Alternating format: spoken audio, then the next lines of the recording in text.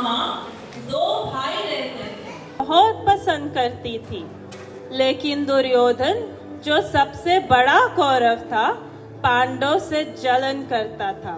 उसने पांडव को मारने और उनका राज्य छीनने के कई चक्रव्यूह रचे।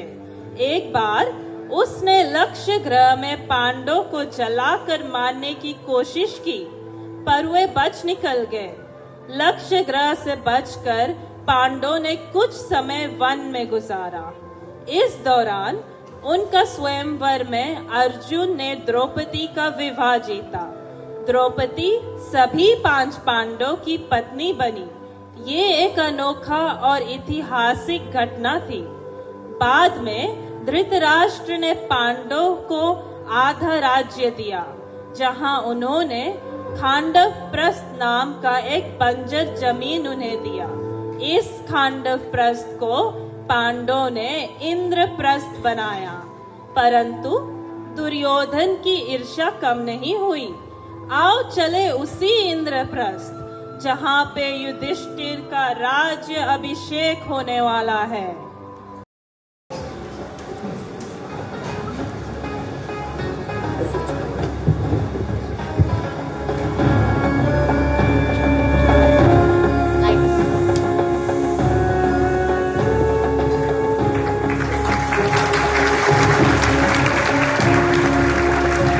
सावधान! हस्तिनापुर नरेश, महाराज धृतराष्ट्र और महामंत्री विदुर पधार रहे हैं।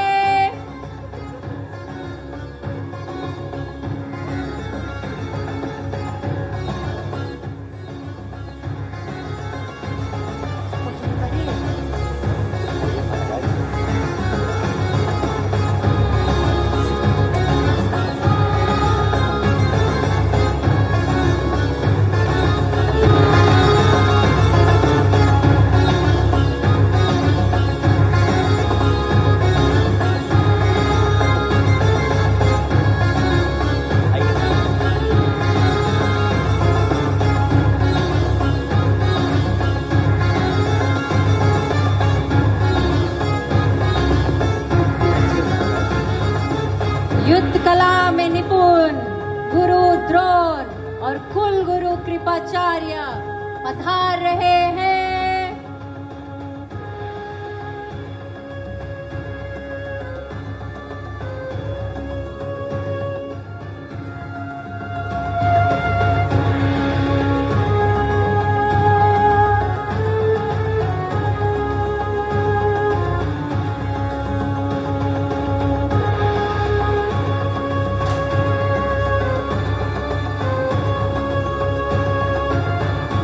हस्तिनापुर युवराज दुर्योधन, अनुज दुशासन, अंगराज करण, चेदि नरेश शिशुपाल पधार रहे हैं।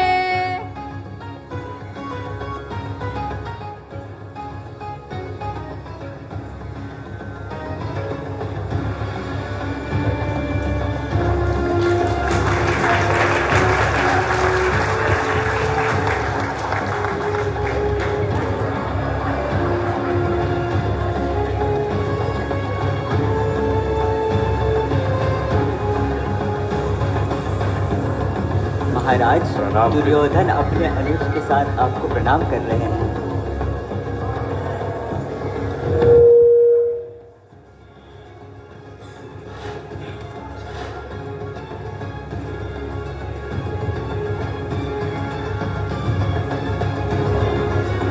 सावधान! देवकी नंदन, द्वारकाधीश वसुदेव श्री कृष्ण चंद्र पधार रहे हैं।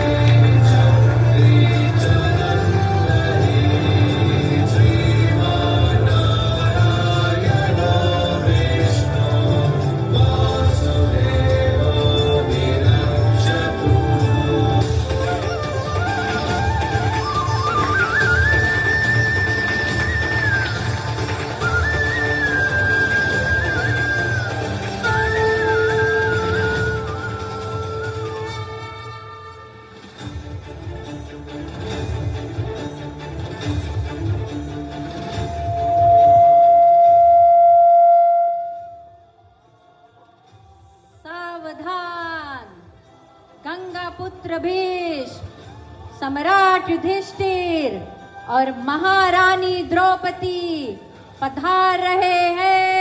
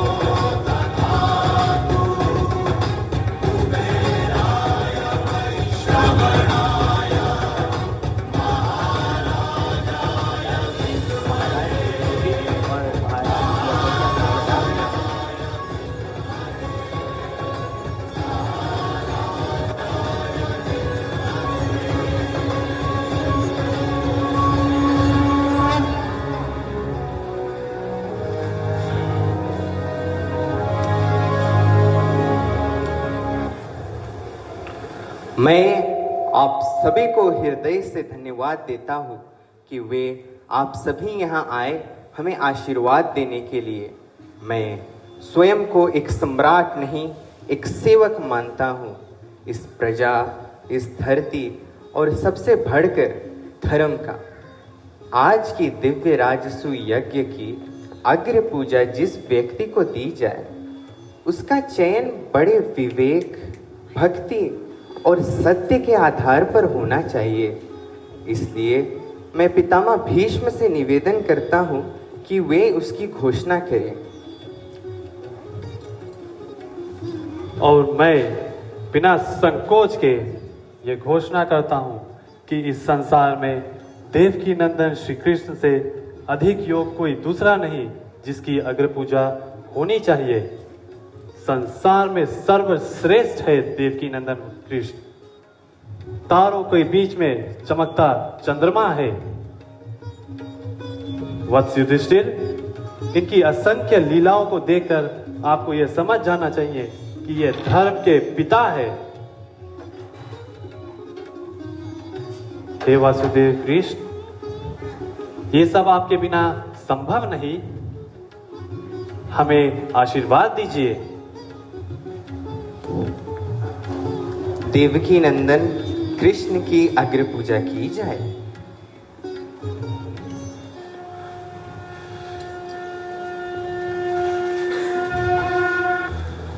कृष्णाय वासुदेवाय देवकी नंदनाय च नंदगोपकुमाराय गोविंदाय नमो नमः।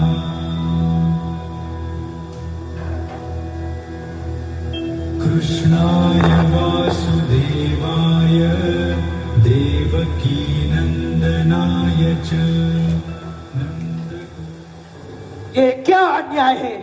एक ग्वाला, एक चरवाहा, उसकी अग्र पूजा।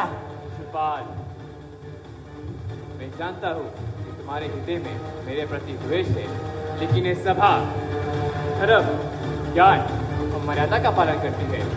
तुम अपने शब्द से अपना ही पतन कर रहे हो। धर्म, मर्यादा, ये सभा तो एक मूर्ख की तरह चल रही है।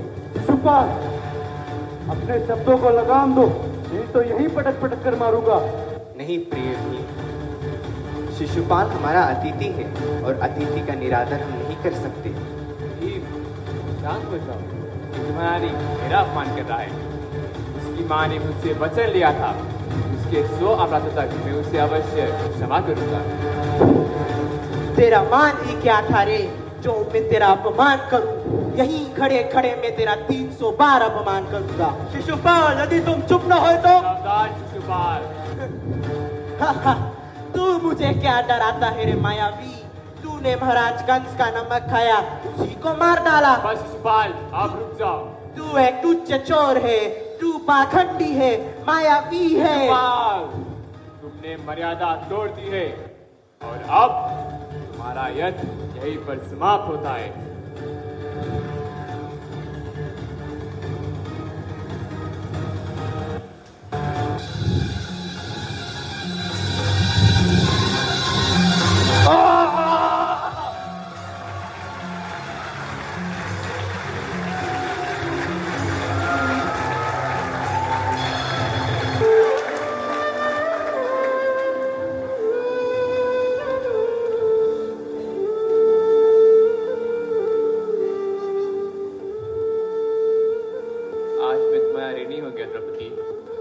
समय आने पर एक एक धागे का ऋण उतारूंगा।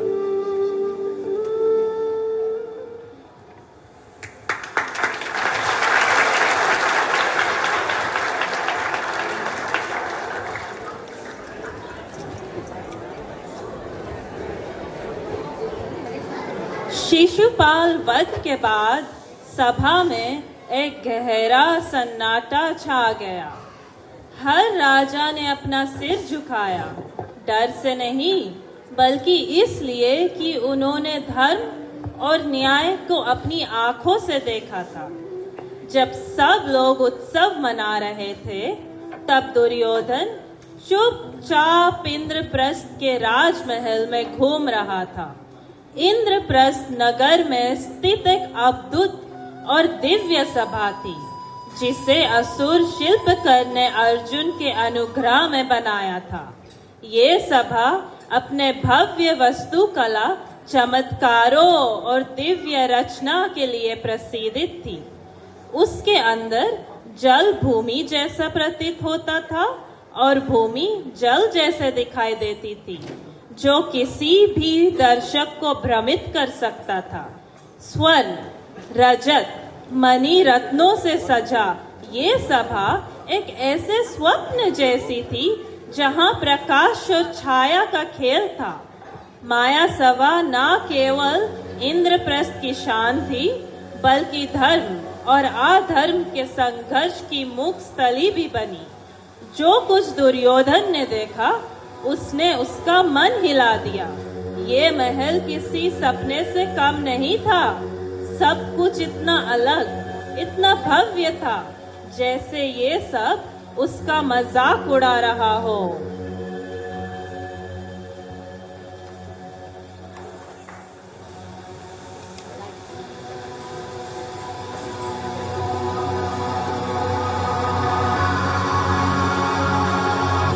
इस बंजार कांद्रप्रस्थ को मेरे भाइयों ने इंद्रप्रस्थ बना डाला। हर एक मकान चमक रहा है जैसे ये देवताओं का घर है। अद्भुत है, बड़ी अद्भुत है।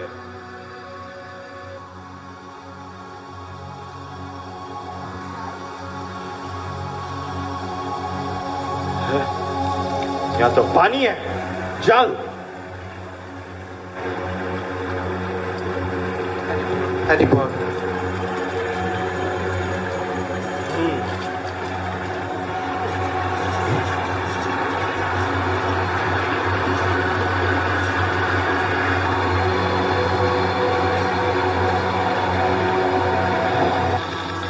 आग? ओ, ये आग नहीं है।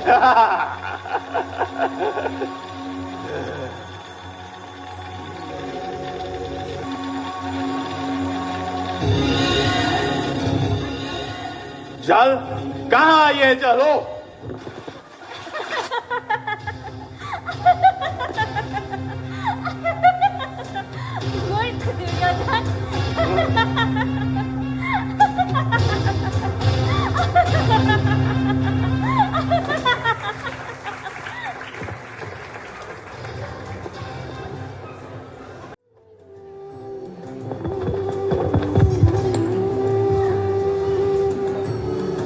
द्रौपदी की हंसी एक तीर की तरह दुर्योधन के दिल में चुभ गई।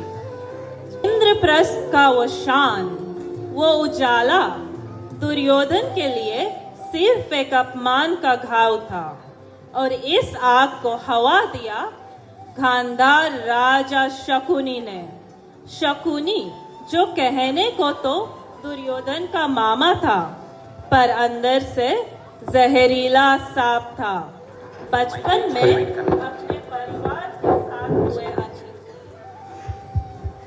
अपने परिवार के साथ हुए अन्याय ने उसके मन में बदले की आग जगा दी, जिसे उसने कभी बुझने नहीं दिया। तलवार की जगह उसने शब्दों का विष लेकर राजनीति का खेल रचा।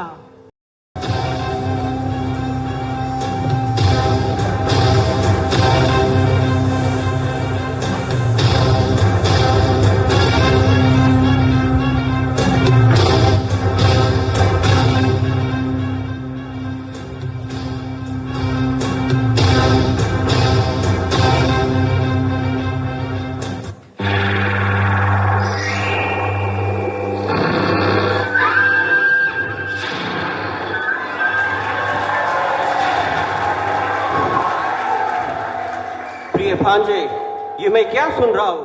ये मैं कैसे बता सकता हूँ मामा श्री कि आप क्या सुन रहे हैं? सुना है तुम बड़े क्रोध में हो। मामा, मैं आपके बातें बहुत सुन ली। मैं आपके हाथ में आने वाला पासा नहीं हूँ। मैं दुर्योधन हूँ, दुर्योधन। धीरज से काम लो मेरे बच्चे, धीरज। आप युधिष्ठिर को हस्तिनापुर का युवराज नहीं बनाना चाहता था मामा। युधिष्ठिर ने राज सूर्य यज्ञ भी कर ली, और हमें जाना भी पड़ा, दिखाना पड़ा कि मैं कितना खुश हूं। चिंता मत करो भांजे, धीरज से काम लो। मामा, मुझे धीरज से काम नहीं आता। उस नागिन द्रौपदी की हंसी मेरी कानों में दिन रात चुभ रही है। इस अपमान की बदला मैं जरूर लूंगा। उन पांडवों को खून के आंसू लाऊंगा मामा, खून के आंसू। अवश्य भांजे। उस द्रौपदी की हंसी मेरे हृदय में सुई की तरह चुभ रही है। मुझे आज्ञा दो मित्र कि मैं तुम्हारे लिए इंद्रप्रस्थ को भस्म कर दूं, और यदि तुम चाहो तो सेना लेकर चलो और इंद्रप्रस्थ की ईंट से ईंट बजा दो। अरे तुम रहने दो अंगराज। योद्धा होने का ये अर्थ नहीं कि ना दिन देखो ना रात, बटुआन उठाकर चल पड़ो रणभूमि की ओर। मैं एक क्षत्रिय हूँ मामा श्री, ज्वाड़ी नहीं। मुझे आज्ञा दो मित्र। मेरे प्रिय भांजे, मेरे पास एक उचित योजना है। क्या मामा श्री? उन पांडवों को युद्ध खेलने के लिए हस्तिनापुर बुलाओ। लेकिन वो चौसर खेलने क्यों आएंगे? याद रखना भांजे, एक योद्धा ना युद्ध का निमंत्रण ना युद्ध का आमंत्रण ठुकराता है, इसलिए वो अवश्य आएंगे, अवश्य आएंगे।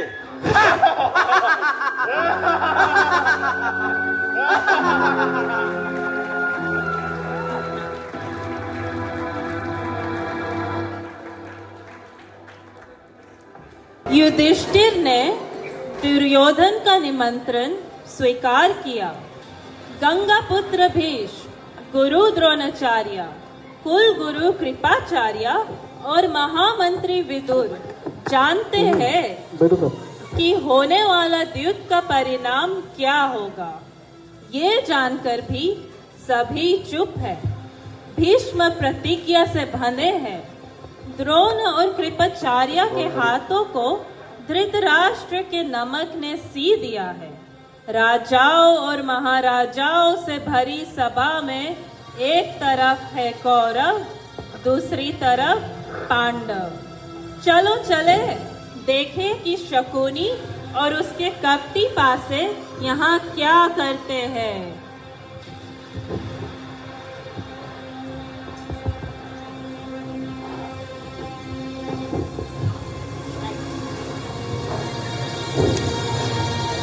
सावधान, गंगा पुत्र भीष्म, गुरु द्रोणाचार्य, कुल गुरु कृपाचार्य पधार रहे हैं।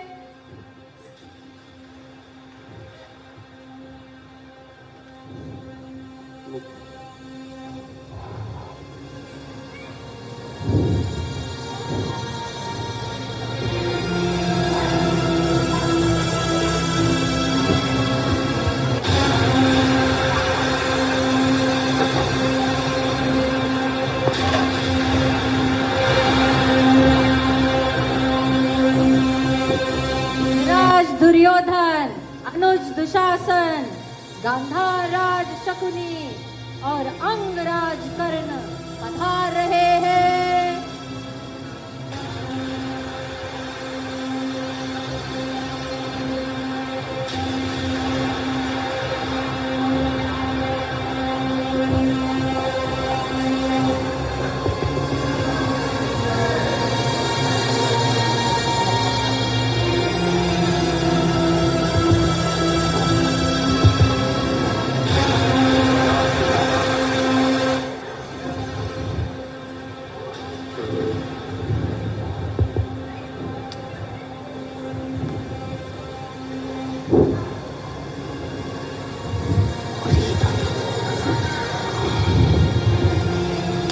सम्राट युधिष्ठिर अपने अनुजों सहित पधार रहे हैं।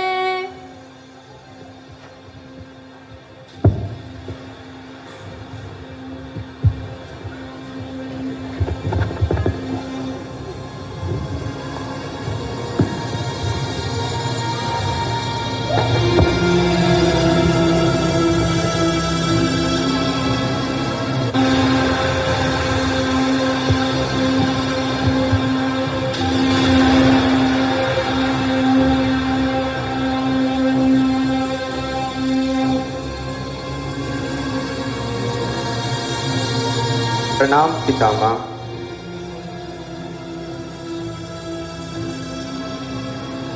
प्रणाम कुलगुरु।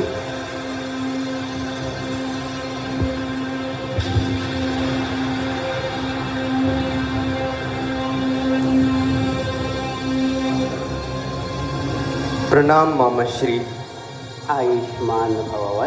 प्रणाम भ्राताश्री। विजयी भव। सावधान, हस्तिनापुर नरेश, महाराज धृतराष्ट्र और महामंत्री विदुर पधार रहे हैं।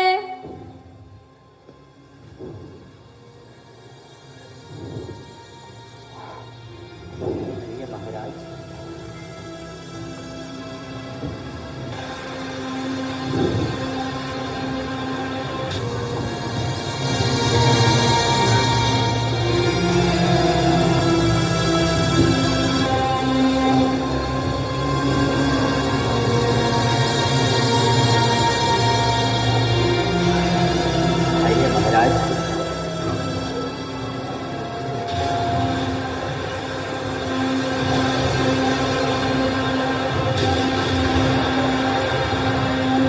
विराजिए महाराज।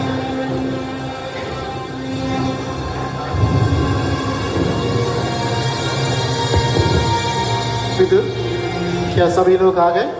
जी हाँ महाराज, सभी लोग आ गए हैं और आपकी आज्ञा की प्रतीक्षा कर रहे हैं। द्वित क्रीड़ा आरंभ हो।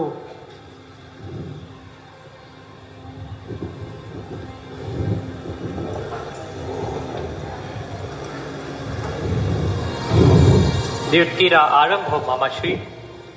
पहले नियम तो बना लो प्रिय युधिष्ठिर। भाइयों के बीच में नियम कैसा मामाश्री? नियम ये कि दांव पर मैं लगाता हूँ, क्यों? लेकिन पासा मेरे प्रिय मामा ही फेंकेंगे। युद्ध का आमंत्रण तो आपकी तरफ से आया सबसे ज्यादा। तो आप पासे मामा श्री क्यों फेंकेंगे? यदि आपको पासे फेंकना नहीं आता भ्राताश्री, तो द्वित के लिए हमें आमंत्रित क्यों किया? क्या इंद्रप्रस्थ नरेश मामा श्री से खेलते घबराते हैं? घबराने या ना घबराने का प्रश्न ही नहीं उठता है सूत पुत्र कर्ण। प्रश्न तो ये है कि युद्ध और द्वित में पति पुरुष को नहीं आगे किया जाता। अर्जुन ठीक कहते हैं महाराज।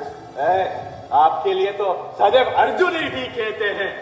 यदि मेरी श्रेष्ठ भ्रातृषि ना खेलना चाहे तो ना खेले, लेकिन पासा मेरे मामा ही फेंकेंगे। परंतु पुत्र, एक तो मुझे बताओ, ऐसा क्यों होगा? ऐसा इसलिए होगा पिताश्री, क्योंकि ऐसा होने के लिए मैं कह रहा हूं। क्रोध ना करो प्रिय भाई, यदि तुम ऐसा चाहते हो ऐसा ही होगा।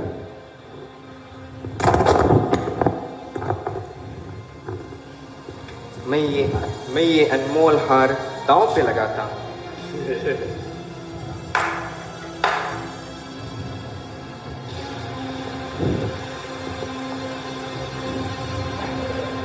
ठीक है मामा श्री, मुझे 4 चाहिए, 4।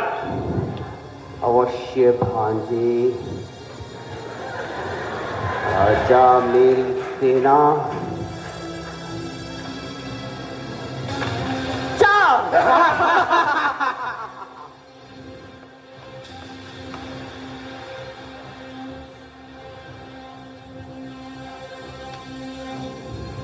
अब क्या चाहिए भांजे? अब मुझे 6 चाहिए मामा। 6 ही आएगा। 6।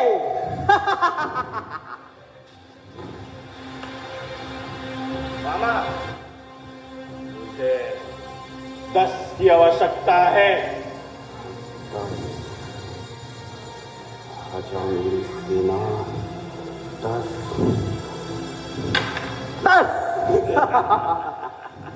अब ये अमोल हार हमारा। अब क्या लगाओगे सम्राट? अब मैं 1000 स्वर्ण मुद्राएं और अक्षय धन भंडार दांव पे लगाता हूं। ठीक है, इसे भी हम जीत लेंगे भांजे। मामा 7 ही आएगा। 7।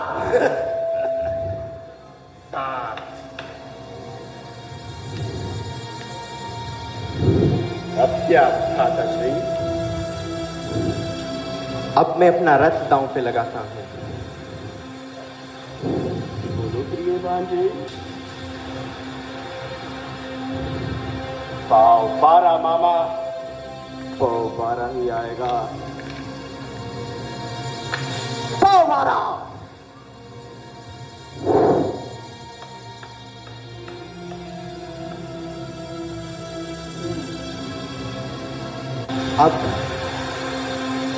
अब मैं 1000 दासियां दांव पे लगाता हूं। वैसे तो हस्तिनापुर में दासियों की कमी ही नहीं है।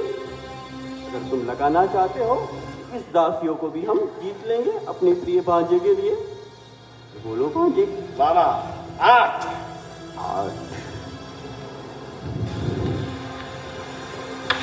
8।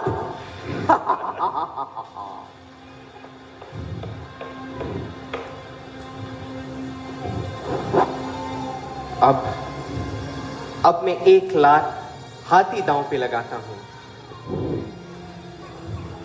अब क्या चाहिए भांजे? मामा 7 चाहिए, 7।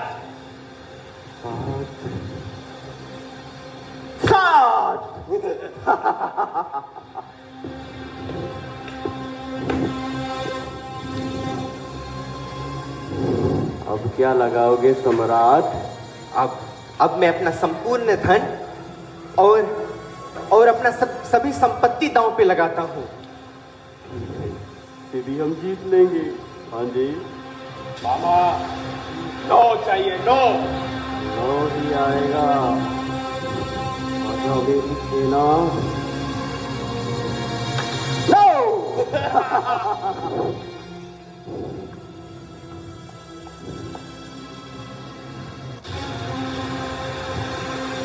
क्या लगाओगे सम्राट?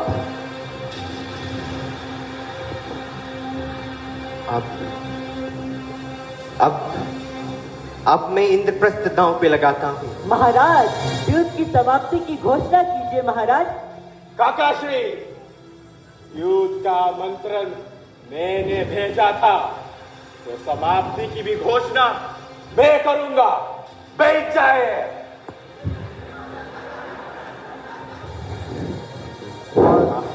मामा, हमें इंद्रप्रस्थ जीतना है। इसी से 4 चाहिए। इसी ही क्षण की मुझे प्रतीक्षा थी प्रिय भांजे। ये इंद्रप्रस्थ हमारा ही होगा।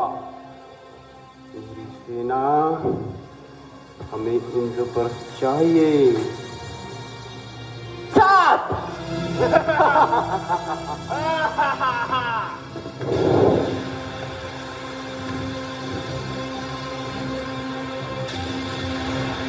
अब क्या लगाओगे सम्राट?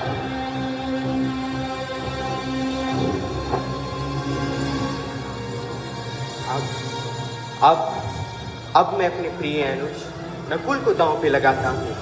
महाराज, भगवान के लिए ये द्यूत बंद कीजिए महाराज, ये द्यूत बंद कीजिए। पितामह, महाराज मेरे साथ ये अन्याय नहीं कर सकता है। ये तो यही बात हुई, जिस थाली में खाया वही थाली में छेद किया। बैठ जाए पितामह, बैठिए।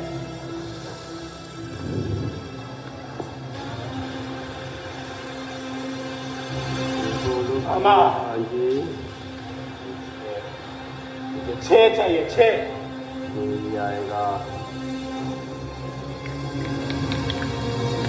6 तुम मेरा दास हो नकुल।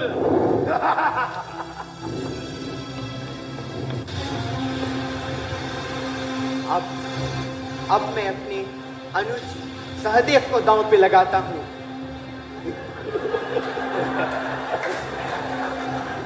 मामा, 8 ही आएगा।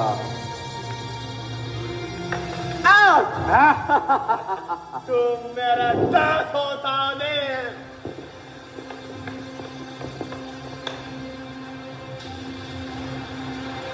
अब क्या लगाओगे सम्राट?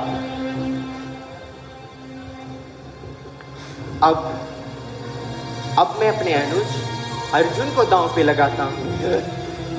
देवधारी अर्जुन। मामा, 6 चाहिए। आएगा भांजी। अर्जुन। 6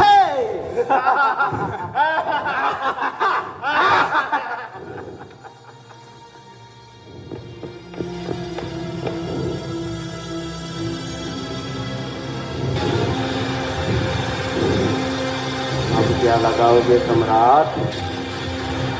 अब मैं अपने अनुज भीम को दांव पे लगाता हूँ। बलवान भीम। कहो भांजी। 2 मामा, 2। ये हो गया भीम भी हमारा दास। 2 तुम मेरा दास हो भीम, तुम मेरा दास हो।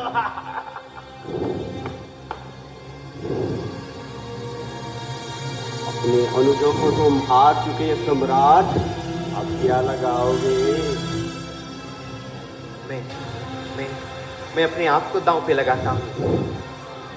मामा, ये जीतना है, युधिष्ठिर को दास बनाना है। अवश्य भांजे, कि हम जीतेंगे। 6 मामा, 6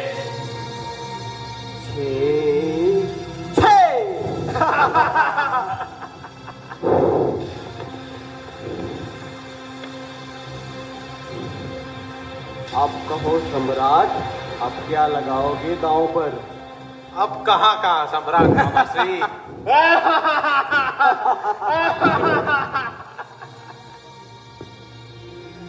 अब तो ये कीड़ा यहीं पर ही समाप्त करना पड़ेगा, दांव पे लगाने के लिए हमारे पास कुछ भी नहीं है। है क्यों नहीं? वो मृग नैनी अभिमानी द्रौपदी जो है। आप मेरे दास हो, बैठिए।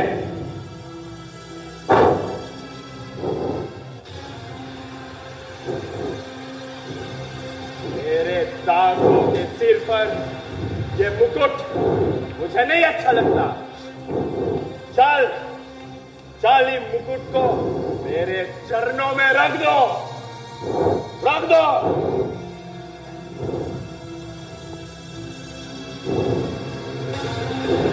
चिंता ना करो मित्र, नए नए दास है, धीरे धीरे सीख जाएंगे। ठीक है मित्र।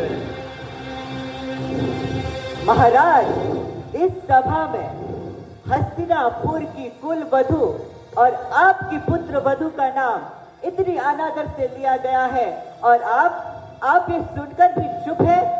मैं पहले भी आपसे कई बार कह चुका हूँ, ये दुर्योधन गुरु वंश पर ऐसे कलंक लगाएगा कि गंगा का सारा जल भी इसे ना धो पाएगा। महाराज, मैं आज भी आपसे विनती करता हूँ महाराज, इस काले कौवे को इस राजघराने से निकाल दीजिए महाराज, निकाल दीजिए। नहीं तो गुरु वंश का इतिहास आपको कभी क्षमा नहीं करेगा। महामंत्री विदुर, केवल आप एक महामंत्री होते मैं अभी आपका शीश काट देता, लेकिन आप काकाश्री है, इसलिए चुपचाप अपने स्थान में बैठिए। काका बैठिए। महाराज, मेरी आपसे अभी भी यही विनती है, युद्ध की समाप्ति की घोषणा कीजिए महाराज, घोषणा कीजिए। बैठ जाए काका।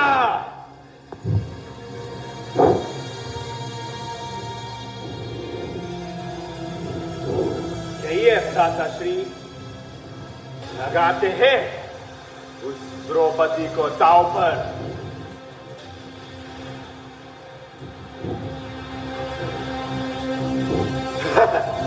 मामा श्री, ये जीतना है मामा, द्रौपदी को जीतना है।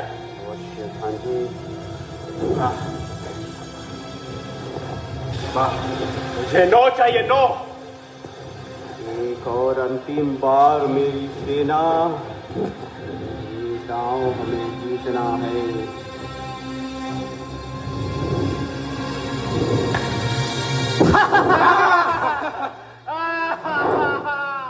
ये द्रौपदी तुम्हारी दासी हुई भांजे।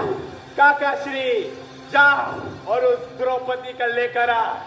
मूर्ख, वो अग्निपुत्री द्रौपदी है, यमराज को आमंत्रित मत कर। दुशासन, अवश्य भ्राताश्री। जाओ और उस दासी को बालों से खींच कर यहाँ लेकर आ। जो आज्ञा भ्राताश्री।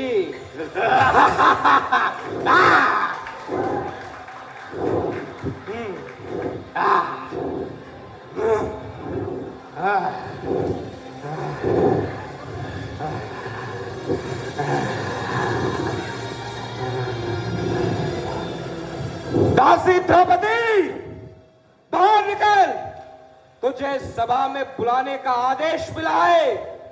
राजकुमार, मैं दासी नहीं, मैं कुरुवंश की कुल वधू हूँ। अरे हट! मैं चेतावनी देती हूँ राजकुमार, इस अपमान का परिणाम पूरे वंश को भुगतना पड़ेगा। अपमान? कैसा अपमान? हाँ, चल मेरे साथ, आजा, चल चल दासी।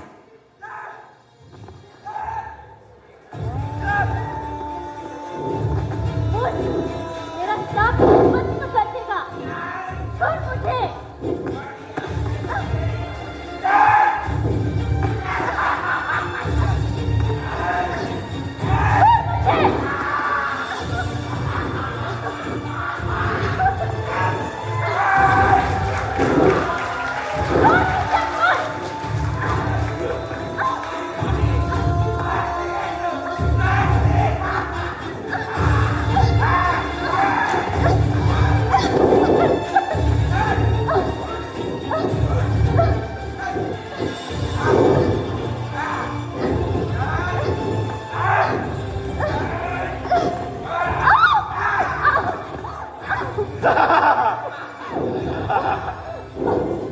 दुशासन, इस दासी को मेरी छंगा पर बैठा दो।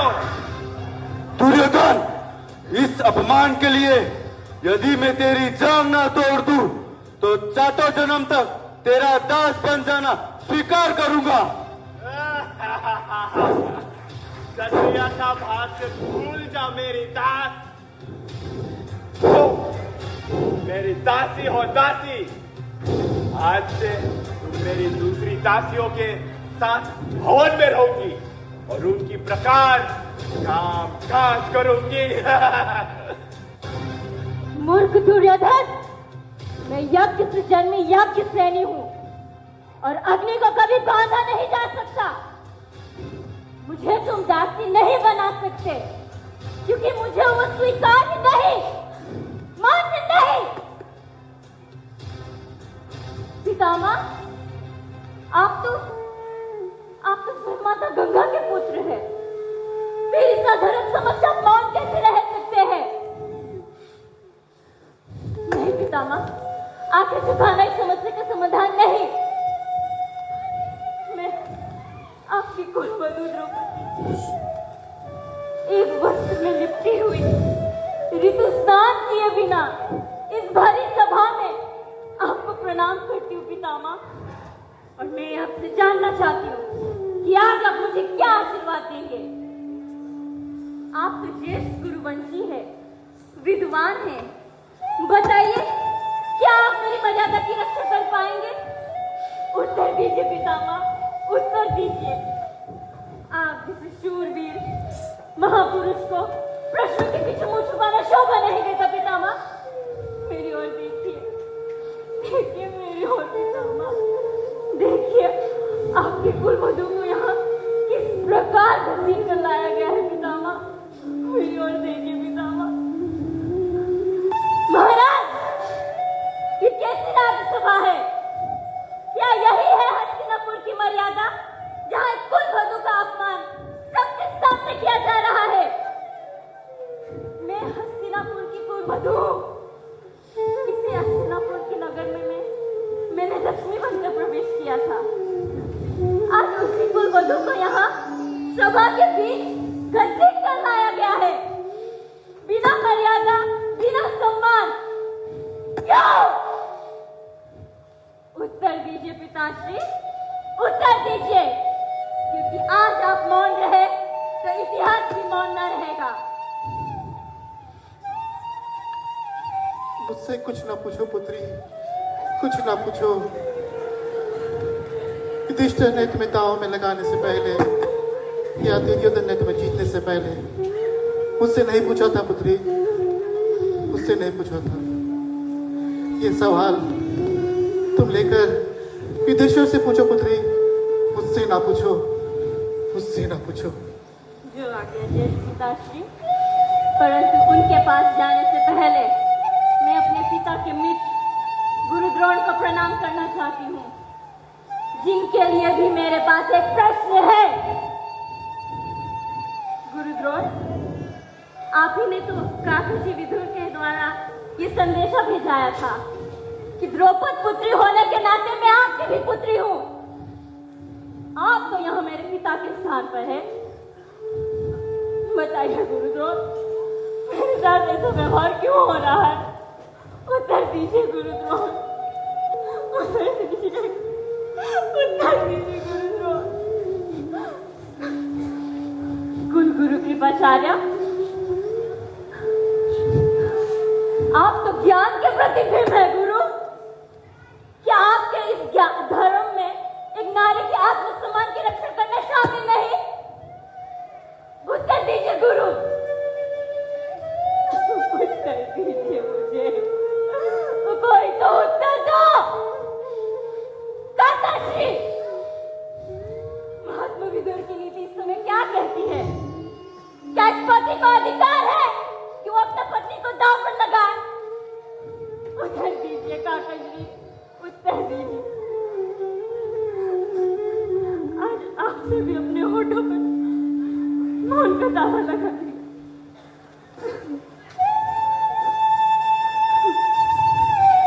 सर्वश्रेष्ठ धनुधर,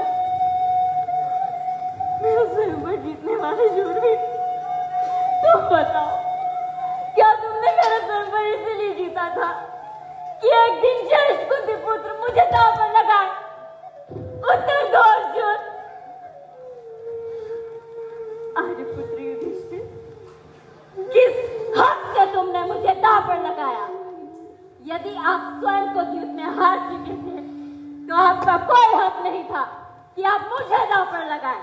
और यदि आपको मुझे दांव पर लगाना ही था तो मैं केवल आपकी पत्नी तो नहीं, मैं आप सब पांडुपुत्र की पत्नी हूँ। आर्यपुत्र सहदेव, क्या आर्यपुत्र युधिष्ठिर ने मुझे दांव पर लगाने से पहले आपकी अनुमति ली थी?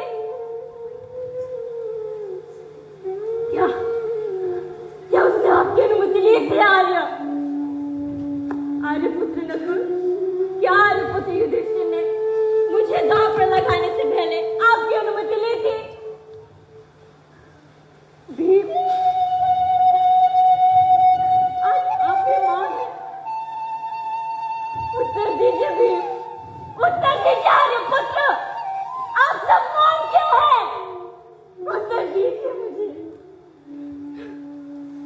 धिक्कार है इस मौन पर, धिक्कार है तुम सबकी वीरता पर। मैं ये प्रश्न सारी सभा से करती हूँ, क्या इस पति को अधिकार है कि वो अपने पत्नी को दांव पर लगाए? क्या इस पति का धर्म नहीं कि वो अपने पत्नी की रक्षा करे? उत्तर दीजिए।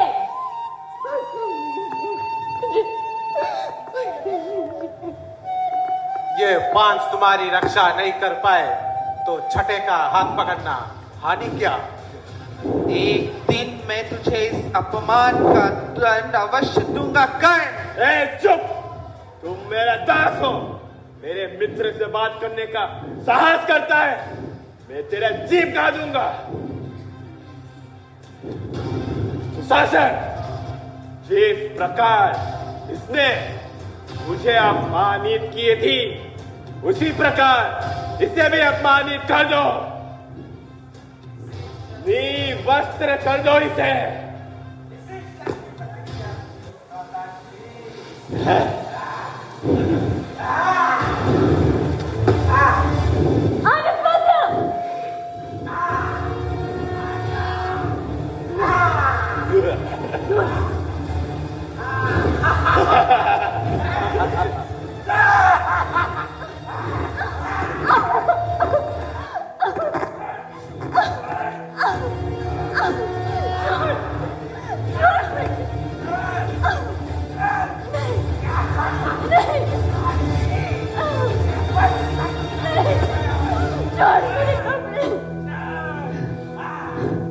हे कृष्ण, हे वासुदेव, हे द्वारकाधीश, हे योगेश्वर, मेरी लाज बचाओ, मेरी लाज बचाओ गिरधारी, मेरी लाज बचाओ। हे कृष्ण, कोई नहीं आएगा तेरे लाज बचाने।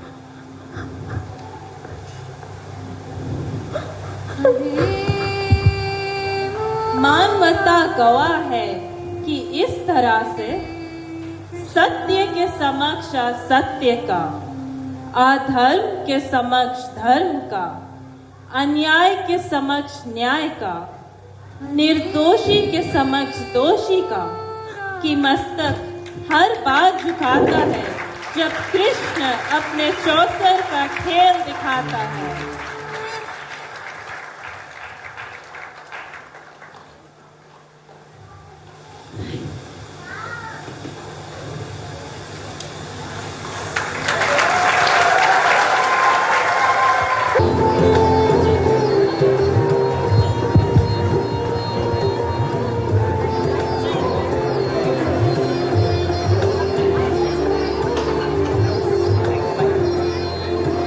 हरे कृष्णा, हरे कृष्णा। भगवान की ये जो लीला है, इससे हमसे क्या सीखने को मिलता है? भगवान श्री कृष्ण कहते हैं भागवत गीता में कि सूर्यदाम सर्वभूतानाम नात्वम मम शांति रचति। भगवान कहते हैं मेरा से अच्छा मित्र और वेल विशर तुम्हारे संसार में और कोई नहीं है। जिंदगी में कभी भी हमारे जीवन में कोई भी अगर दुख आए, हम इधर उधर सहारा ढूंढते हैं, लेकिन हम भगवान की तरफ नहीं जाते हैं, है ना? पर भगवान जो है वो गारंटीड है, उसके पास खाली जाना चाहिए, है?